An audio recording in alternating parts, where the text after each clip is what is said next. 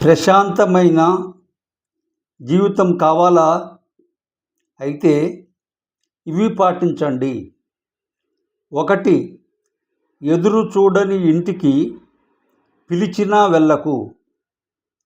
2. విలువలేని చోట మాట్లాడకు. 3.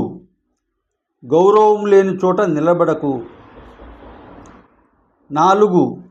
ప్రేమ లేని చోట ఆశపడకు. 5. నిర్లక్ష్యం ఉన్న చోట ఎదురు చూడకు. 6. చులకనగా చూసే చోట చొరవ చూపకు. 7. వ్యక్తిత్వం తాకట్టు పెట్టి ప్రాకులాడకు. 8. మర్యాద లేని చోట మనుషులతో మౌనంగా ఉండు. 9. చెప్పుడు మాటలు విని నిందించే వారితో వాదించకు. 10.